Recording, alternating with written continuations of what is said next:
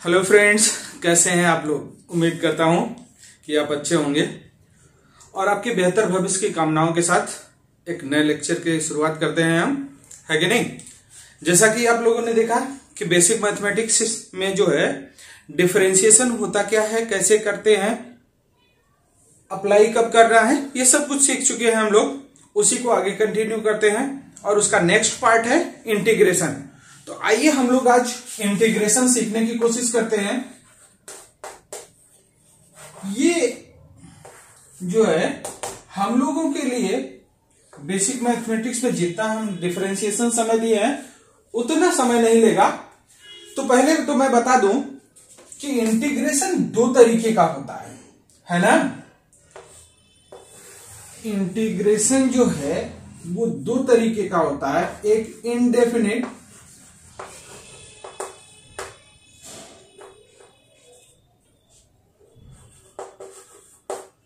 Integration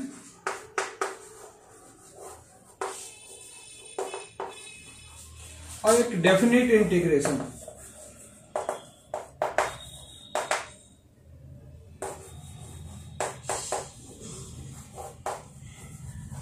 ठीक है।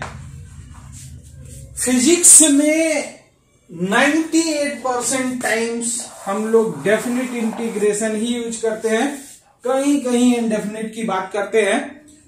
तो हमारा टारगेट है डेफिनिट पढ़ना, लेकिन डेफिनिट इंटीग्रेशन तभी आएगा जब हम इनडेफिनिट इंटीग्रेशन सीख लें। उसके बाद एक सिंगल स्टेप है, इनडेफिनिट आपको आता है तो उसके बाद एक छोटी सी बात होती है लिमिट पुट करना, तो वो हम लोग सीखेंगे। और फिजिक्स के किसी भी क्वेश्चन में आप ये मान लीजिए कि बिना लिमिट पुट किए क्वेश्चन सॉल्व होने वाला नहीं है।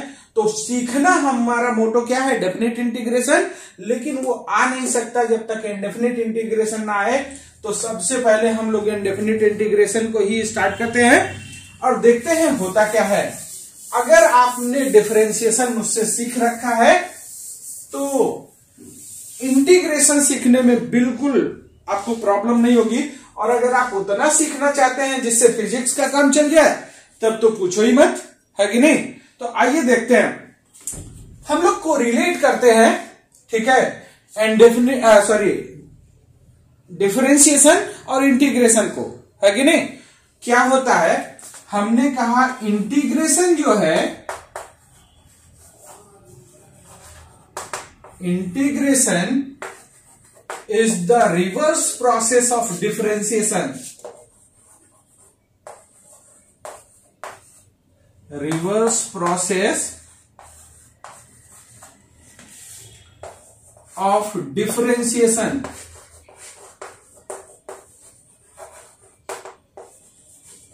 ठीक है, ये डिफरेंशिएशन का जस्ट अपोजिट होता है। इसका मतलब कि अगर हम लोगों ने सीखा है डिफरेंशिएशन तो ये सीखने में बहुत मदद मिलेगी। चलिए मान लीजिए कोई फंक्शन एफ एक्स है, अब ऐसे कंपेयर करके ही पढ़ेंगे हम लोग। और अगर कोई कहता है कि differentiate the function f x with respect to x, तो हम क्या करते, अरे भाई इसके साथ डी बाई डी एक्स लगा देते और ये क्या हो जाता है, differentiation of f x with respect to x.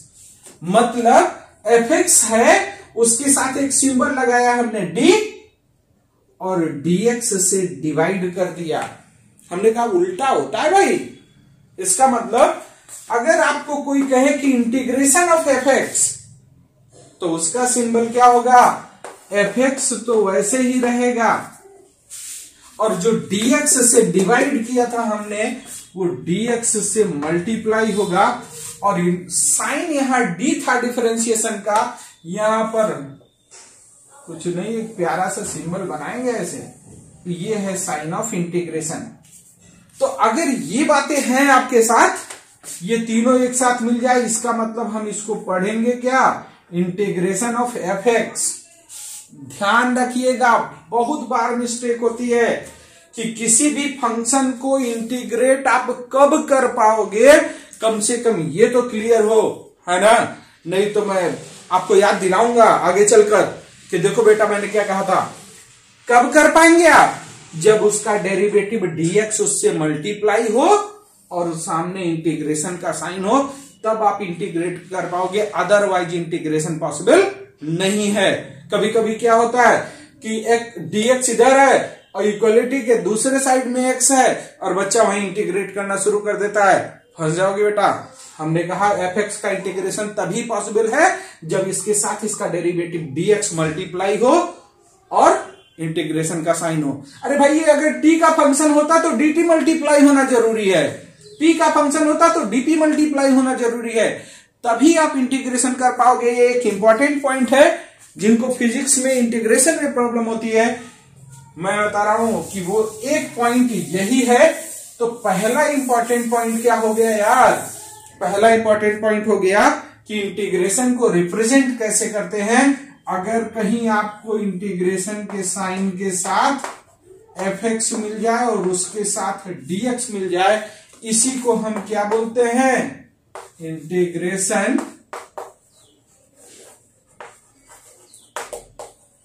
Of fx। ठीक है, ये क्या है, साइन ऑफ इंटीग्रेशन।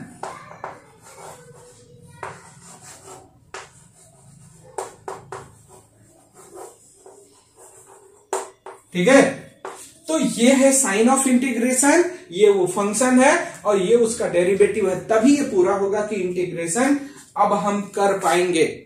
ठीक है, चलिए अब हमने आपको ये बताया कि ये रिवर्स प्रोसेस है। तो एक तो हमने दिखा दिया कि dx से डिवाइड होता था, यहां मल्टीप्लाई है, वहां d होता था सिंबल, यहां इंटीग्रेशन का साइन है कि नहीं। अब इसके जो फार्मूले हैं वो भी रिवर्स ही है यार, मतलब अगर डिफरेंशिएशन वाले फार्मूले याद है आपको तो इंटीग्रेशन वाला याद करने की जरूरत नहीं है। आइए देखते हैं, हम लोग फार्मूलों को भी कोरिलेट करते हैं और सीखते हैं कि क्या होगा इंटीग्रेशन का फार्मूला। आइए, हम लोगों ने सीखा है डिफरेंशिएशन में कि भाई dy dx of any constant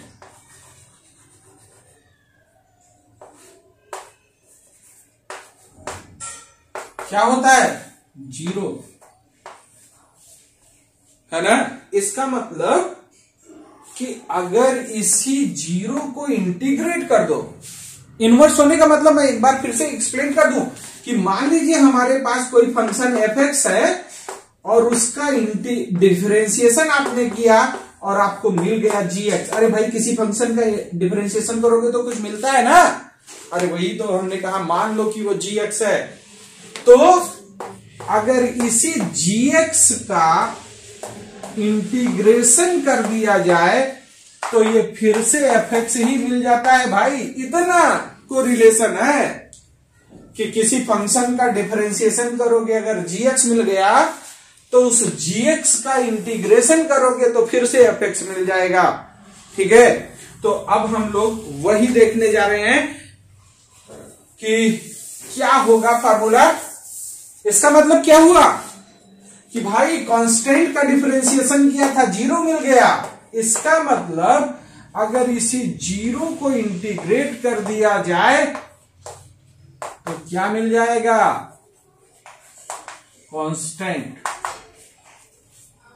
है कि नहीं। इस जीरो को इंटीग्रेट करोगे तो क्या मिलेगा, कांस्टेंट। आइए, ये फर्स्ट रूल था। अब इसका मतलब ये एक चीज मैं और बता रहा हूं कि मान लो हमने कहा कि कोई एक फंक्शन है fx और उसका इंटीग्रेशन आ रहा है खाली gx, ध्यान दीजिएगा। तो क्या यार मैं इसको ऐसे लिख सकता हूं क्या कि fx प्लस 0 इसका इंटीग्रेशन, अरे जीरो ऐड करने या सब्ट्रैक्ट करने से कुछ फर्क नहीं पड़ता, लेकिन इंटीग्रेशन में पड़ता है। इसको ओपन करोगे तो क्या हो जाएगा, integration of fx dx plus integration of 0 dx। fx का तो जानते हैं कि gx होता है और 0 का भी जानते हैं कि कोई कांस्टेंट होता है। इसका मतलब जब हम इनडेफिनिट इंटीग्रेशन पढ़ रहे होंगे तो जितना भी वो आएगा इंटीग्रेशन, सबके साथ c अपनी मर्जी से ऐड कर सकते हैं। क्यों, क्योंकि जीरो ऐड करने और सब्ट्रैक्ट करने से कोई इफेक्ट नहीं आता, लेकिन इंटीग्रेशन में जीरो का इंटीग्रेशन कांस्टेंट होता है। तो इस बात को ध्यान रखेंगे कि जो भी फार्मूला आएगा उसमें सी जरूर जोड़ देंगे, क्योंकि वो जीरो का इंटीग्रेशन ही होगा। ठीक है, हाँ, लेकिन हम लोगों को इसकी सी की जरूरत पड़ेगी नहीं यार, वो डेफिनेट इंटीग्रेशन में कैंसिल हो जाता है। ठीक, तो इस बात को याद रखिएगा कि सी हर बार जोड़ना है। ठीक, आइए रूल नंबर सेकेंड, भाई d by d x to the power n क्या था, n into x to the power n minus one. Integration का फार्मूला बनाने के लिए बस एक छोटा पॉइंट है जो आप याद रखेंगे, क्या, इसको अगर इंटीग्रेट करोगे तो ये आ जाएगा, ये बिल्कुल सही है, लेकिन फार्मूला बनाते समय इधर कोई कांस्टेंट रहे तो वो अच्छा नहीं होता। ठीक है, तो फार्मूला बनाने के लिए क्या करेंगे, इधर अगर कोई कांस्टेंट है तो सबसे पहले उसको इधर ट्रांसफर कर देंगे, उसके बाद फार्मूला बनाएंगे। ठीक है, जैसे अगर इसी को मैं लिखता कि d by d x to the power n divided by n, इस एन को इधर ट्रांसफर कर दिया तो ये x to the power n minus one होता या नहीं होता, हो जाता। इसका मतलब ये हुआ, अभी भी मजा नहीं आया, क्यों, क्योंकि इसको इंटीग्रेट करना है। मान लो पावर 6 दिया है तो पहले आप उसे कहोगे कि नहीं भाई 6 मतलब n माइनस वन है तो n की वैल्यू 7 है, तो बार बार दिमाग लगाना पड़ेगा। तो हम लोग क्या देख रहे हैं यहाँ पर कि यहाँ पावर n माइनस वन है तो यहाँ पावर n हो गया, यहाँ n हो गया, मतलब उसमें 1 ऐड हो गया। तो हम लोग क्या करेंगे, इधर वाले को n अगर बना दे तो इधर क्या हो जाएगा, x to the power n plus one upon n plus one. समझ में आ रहा है ना। ध्यान दीजिए, इंटीग्रेशन फार्मूला बनाने के लिए ये आपको कुछ की पॉइंट्स हैं जो मदद करेंगे कि अगर राइट साइड में कोई कांस्टेंट है तो उसको पहले इधर ले आओ, और इधर अगर पावर कुछ है n के टर्म में तो उसमें प्लस माइनस है तो उसे हटा के किसी तरह n बना लिया करो तो ज्यादा अच्छा होगा। तो हमने कहा कि यहां जब n था तो पावर n माइनस वन था, इसका मतलब यहां से 1 सब कम है ये, तो यहां अगर 1 कर दिया जाए तो यहां कम करने पर n हो जाएगा ना। इसका मतलब अगर इसी का इंटीग्रेशन कर दिया जाए तो क्या हो जाएगा, इसका integration x to the power n का इंटीग्रेशन अगर करते हैं हम लोग तो x to the power n plus one divided by n plus one होगा, है कि नहीं। और हमने क्या बताया है, अरे भाई c ऐड करना नहीं भूलेंगे हम लोग। ठीक, तो ये सेकेंड फार्मूला हो गया, x to the power n dx क्या हो गया, अरे भाई वहां पर क्या करते थे, पहले पावर को औकात में लाते थे कि नीचे आ जा, है कि नहीं, फिर पावर से सब्ट्रैक्ट करते थे। यहां हम क्या किए, पहले पावर में 1 ऐड कर दिए और जो मल्टीप्लाई करते थे ऐड करने के बाद उसी से डिवाइड कर दिए। समझ में आया ना। तो हम लोग इसको करेंगे, लेकिन यहां एक लिमिटेशन है भाई, क्या, अरे भाई ये n प्लस वन डिनोमिनेटर में है, इसका मतलब अगर n equal to minus one रख दें हम लोग तो ये तो 0 हो जाएगा, और डिनोमिनेटर को 0 नहीं बनाने की औकात हमारी है, नहीं तो हर क्वेश्चन का आंसर इनफाइनाइट होगा, सॉल्व क्या करना है कि नहीं। तो ये हम लोग -1 नहीं पुट कर सकते, ये इस इक्वेशन की लिमिटेशन है। तो ये जरूर लिखेंगे कि where n not equal to -1, ये नहीं रख सकते भाई। ठीक है, तो दो फॉर्मूले क्लियर हो गए। कांस्टेंट का 0 होता है, मतलब 0 का constant, x to the power n का n into x power n minus one. तो यहां इंटीग्रेशन पहले पावर को एक बढ़ाएंगे और जो आया है पावर उसी को डिवाइड कर देंगे और प्लस c लिख देंगे, और लिमिटेशन के साथ कि n की वैल्यू -1 नहीं हो सकती। ठीक, चलो भाई अब मान लेते हैं कि कहीं ऐसा आ ही गया कि x का पावर जो है वो -1 है, तो क्या इसको ऐसे लिख सकते हैं हम लोग 1/x। याद करो 1/x किसका डिफरेंशिएशन की वैल्यू थी? अरे भाई रूल नंबर 11 जो था कि d/dx ऑफ log x, ये 1/x होता था ना, तो 1/x अगर आ जाए तो उसका इंटीग्रेशन रूल नंबर 2 से नहीं आता, वो log x हो जाएगा, है कि नहीं। इसका मतलब थर्ड रूल क्या हो गया कि अगर n की वैल्यू -1 हो जाए रूल नंबर 2 में तो वो 1/x बन जाएगा, और इस 1/x का इंटीग्रेशन ये क्या होगा log x, और c ऐड करना नहीं भूलते हम लोग, है कि नहीं। चलो भाई, यहां एक और रूल हम लोगों ने पढ़ा था क्या? अरे भाई d/dx ऑफ a⁴x, याद है क्या होता था? a⁴x log a, जहां a क्या था? एक कांस्टेंट था, तो log a भी तो एक कांस्टेंट ही होगा ना भाई। जैसे साइन एक फंक्शन है, उसमें 30 डालोगे तो 1/2 ही रहेगा ना, वो तो नहीं बदल सकता। वैसे यहां भी अगर e डालोगे तो इसकी वैल्यू 1 ही होगी, है कि नहीं।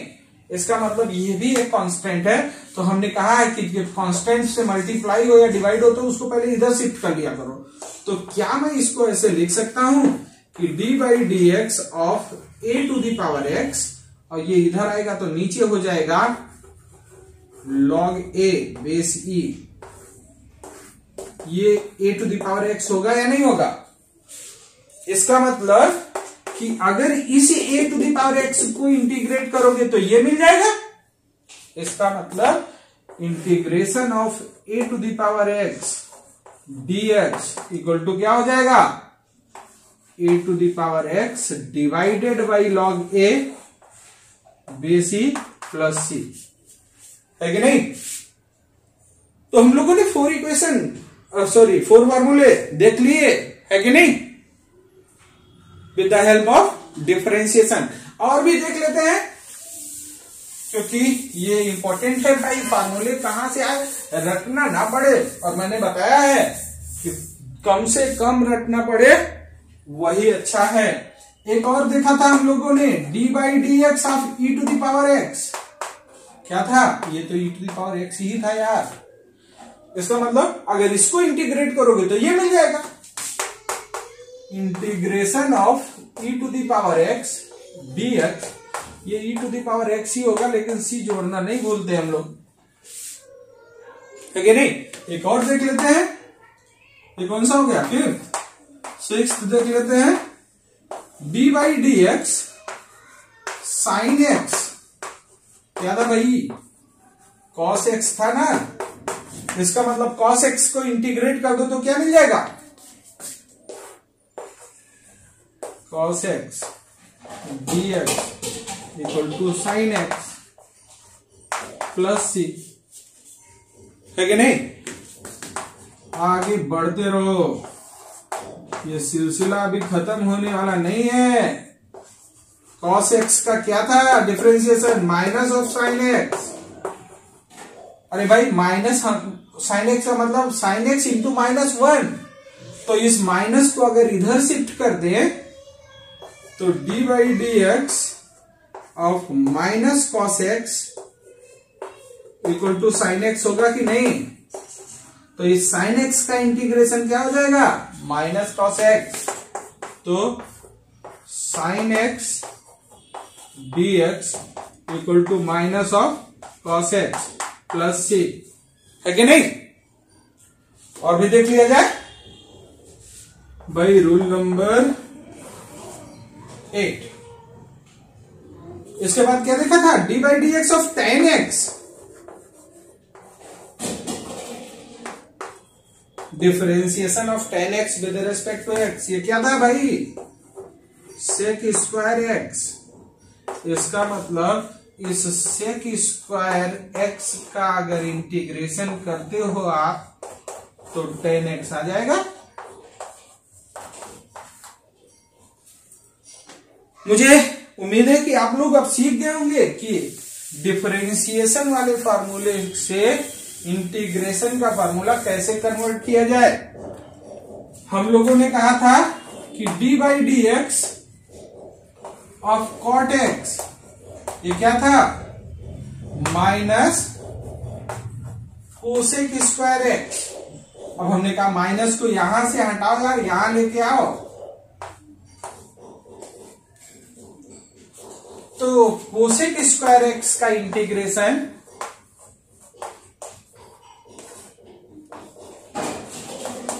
ये क्या हो जाएगा, माइनस ऑफ कॉट एक्स, और सी जोड़ना नहीं भूलते हम। इसी तरह और क्या था, ये रूल नंबर 9 है, 10 d y d x of sec x, ये क्या था, सेक एक्स इंटू 10x। इसका मतलब कि अगर इसको इंटीग्रेट कर दिया जाए, इसको सेक एक्स इंटू 10x इंटीग्रेट करने के लिए साइन और dx दोनों होना जरूरी है, तो ये क्या आ जाएगा, सेक एक्स, और सी जोड़ना नहीं भूलते, है कि नहीं। और एक लास्ट क्या है, d by d x of cosec x, ये क्या होगा, minus cosec x into cot x. इसका मतलब कि ये माइनस साइन उठाओ यहां से और यहां लगा दो,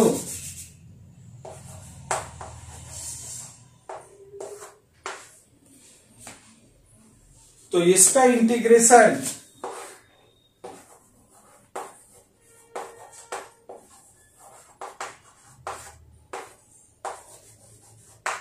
ये क्या हो जाएगा, माइनस कोसेक एक्स प्लस सी। तो मुझे उम्मीद है कि डिफरेंशिएशन के फार्मूले से इंटीग्रेशन का फार्मूला कैसे लिखते हैं ये आपको समझ में आ गया होगा, है कि नहीं। तो अब हम लोग इससे रिलेटेड कुछ क्वेश्चन करते हैं और उसके बाद देखते हैं कि भाई ये करने का कुछ फायदा मिला कि नहीं, है कि नहीं। खाली फार्मूला रटने से काम तो नहीं चलेगा। चलिए अब मान लीजिए हमने कहा कि एक फंक्शन है y, या एक साथ कई लिखते हैं, इंटीग्रेट द फॉलोइंग।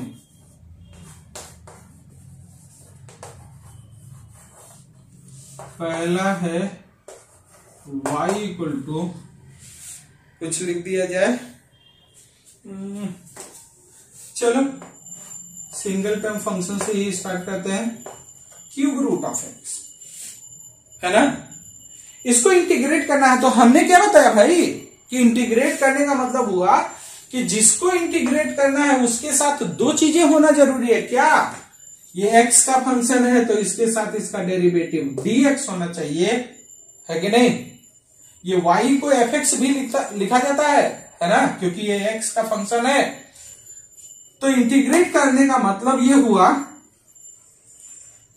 कि हम लोग इसको fx ही लिख दें तो ज्यादा अच्छा लगेगा। इस fx के साथ में dx मल्टीप्लाई करेंगे और इंटीग्रेशन का साइन लगाएंगे, है कि नहीं। अब जैसे डिफरेंशिएशन में हमने आपको बताया क्या करना है, जो fx की वैल्यू दी हो सबसे पहले उसको पुट कर दो। चलो भाई, ये cube root of x dx, और y fx की वैल्यू पुट करने के तुरंत बाद क्या करना होता है, देखना होता है भाई कहीं ये किसी फॉर्मेट में है।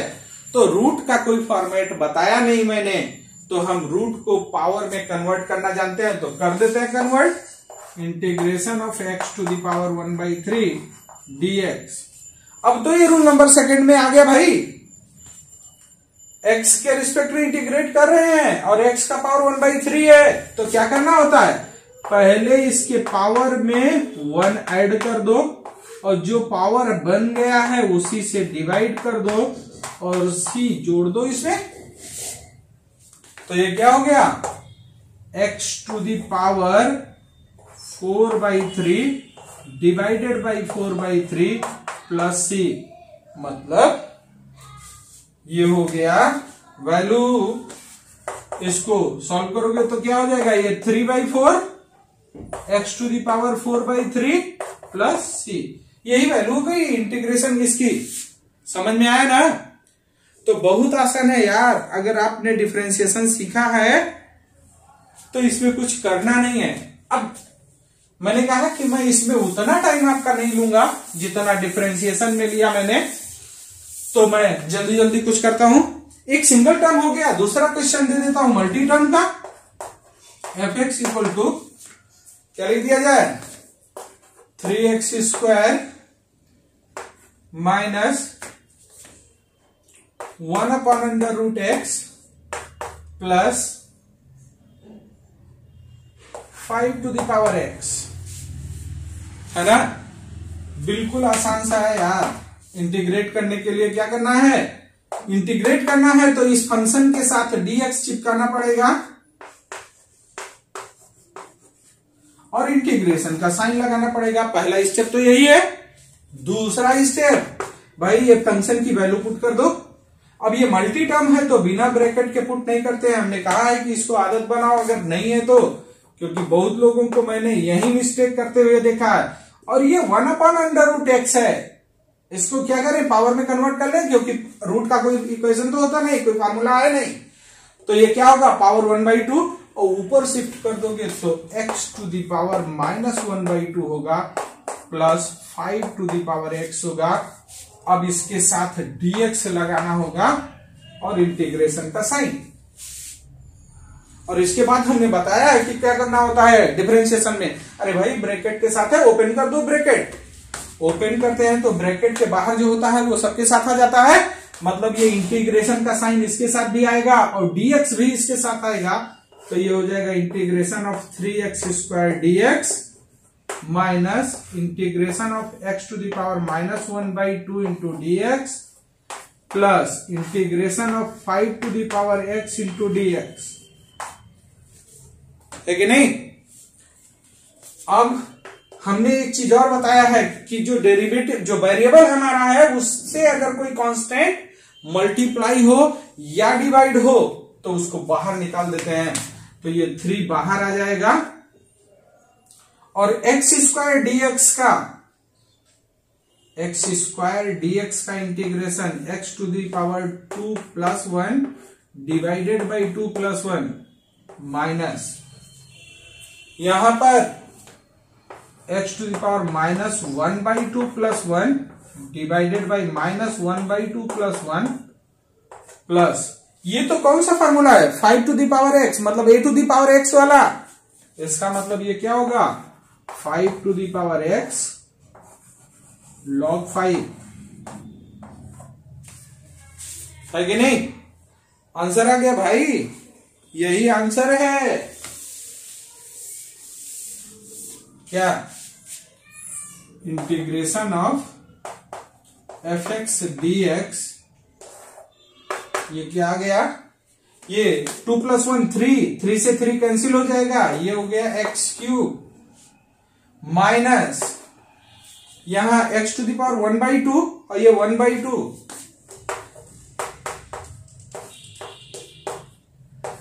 Plus 5 to the power x log 5, है कि नहीं?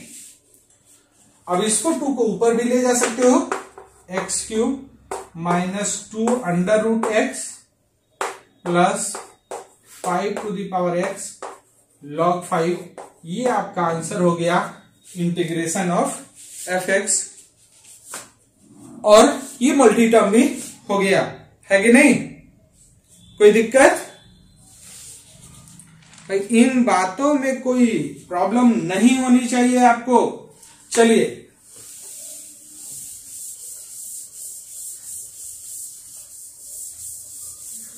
अब इंटीग्रेशन में मैं आपको उतना क्वेश्चन नहीं करवाऊंगा जितना कि डिफरेंशिएशन में करवाया मैंने। कहिए तो एक और कर लेते हैं। चलो भाई, अगर मान लो f(x) की वैल्यू जो है वो कितना लिख दें, 3x² + 5 है ना। देन इस f(x) का इंटीग्रेशन करके आप जरा बताओ, जल्दी से वीडियो पॉज कीजिए और शुरू हो जाइए, क्योंकि मैंने बताया भाई मेरे साथ बिना कॉपी और पेन के बैठना गुनाह है कि नहीं। चलिए अब आप मुझसे मैच करवा सकते हैं। f(x) इंटीग्रेशन ऑफ f(x) की वैल्यू पुट करते हैं 3x² + 5 dx। अब यहां पर क्या होगा, 3 बाहर आ जाएगा, integration of x² dx plus integration of 5 dx। बस इसी को बताने के लिए मैंने दूसरा क्वेश्चन लिया, अदरवाइज ये तो मैं बता ही चुका। यहां पर क्या करते हैं, क्या भाई मैं इसको 5 × 1 लिख सकता हूं क्या? भाई 1 से मल्टीप्लाई या 1 से डिवाइड करने पर कुछ फर्क नहीं पड़ता। और मैं क्या इसको 5 × x⁻0 लिख सकता हूं क्या? क्योंकि किसी का पावर 0 क्या होता है, 1।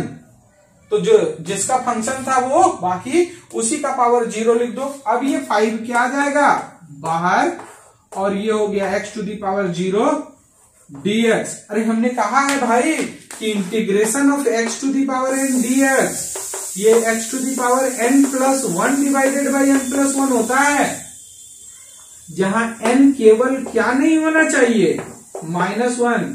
बाकी किसी के लिए मना नहीं किया, 0 तो हो ही सकता है।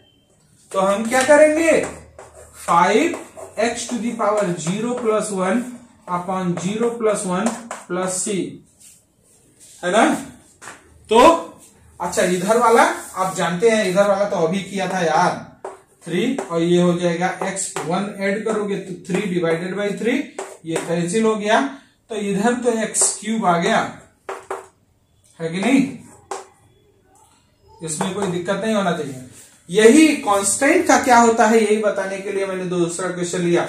तो ये क्या हो जाएगा, 5 × x⁻1 डिवाइडेड बाई 1 से डिवाइड करने का कोई मतलब नहीं, तो x³ + 5x और +c, ये आंसर हो गया। ध्यान दीजिएगा, हमने आपको क्या दिखाया कि अगर कहीं कोई कांस्टेंट मिल गया तो उसके इंटीग्रेशन में बस कुछ नहीं करना है, उसके साथ x लगा देना है, वही आंसर हो जाएगा, है कि नहीं। कैसे आता है ये क्लियर हो गया। चलिए, लेकिन भाई यहां कई और प्रॉब्लम है। पहली प्रॉब्लम भाई यहां पर चेन रूल नहीं लगता, है ना।